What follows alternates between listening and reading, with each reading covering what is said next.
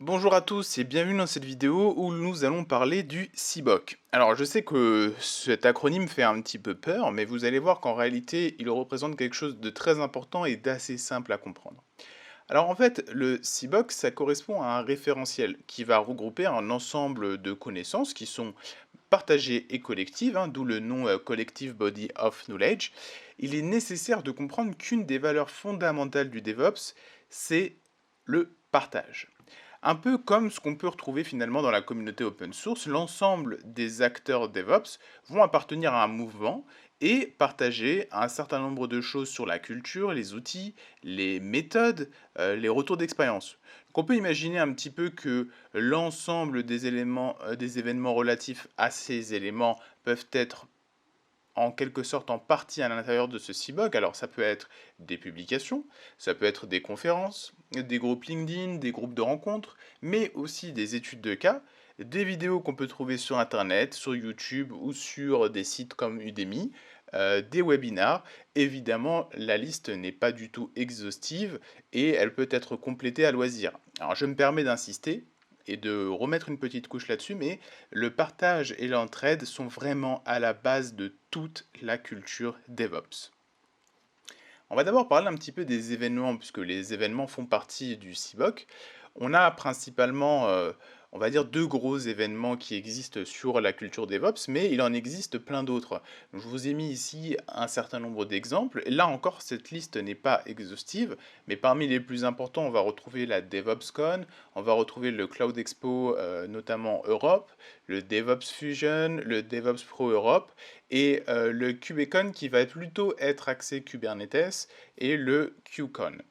J'aimerais par contre insister un peu plus sur deux événements principaux qui pour moi qualitativement et quantitativement sont les plus intéressants aujourd'hui. C'est le DevOps Enterprise Summit et les DevOps Day.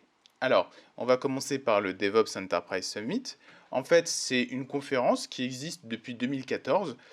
Cette conférence, elle est destinée aux entreprises de taille plutôt importante, avec des organisations qui sont assez complexes et qui vont chercher à implémenter, ou d'ailleurs qui le font déjà, les principes et les pratiques du DevOps.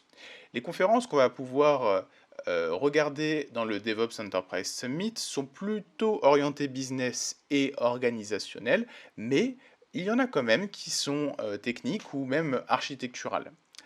Le but, en fait, de cette conférence, en tout cas c'est comme ça qu'elle est annoncée, c'est de pouvoir donner aux leaders et aux décisionnaires tous les outils et les pratiques dont ils vont avoir besoin pour développer et déployer des logiciels ou des services plus rapidement et plus efficacement. Et surtout, ce qui est intéressant, c'est que c'est l'une des rares conférences qui est organisée aussi en Europe, parce que la plupart des conférences propres au DevOps sont plutôt organisées aux États-Unis.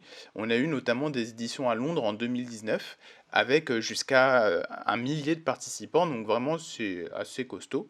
La raison principale pour laquelle je vous parle de cette conférence, c'est qu'elle a été fondée notamment par Jen Kim, dont nous parlerons un petit peu plus tard dans ce cours et dans cette section. N'hésitez pas à vous rendre sur le lien que j'ai mis en copie de la vidéo pour avoir un petit peu plus d'informations sur les DevOps Enterprise Summit. Je voulais aussi vous parler d'une autre conférence qui est extrêmement importante, c'est les DevOps Day.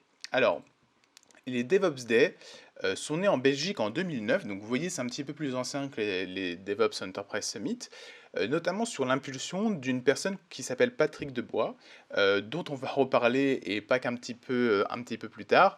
Et en fait ce sont des séries de conférences techniques qui ont lieu plusieurs fois par mois, un peu partout dans le monde, et qui vont couvrir la plupart des sujets qui sont inhérents au développement logiciel, mais aussi aux opérations qu'on peut faire sur les infrastructures et aux interactions qu'il existe entre ces deux univers.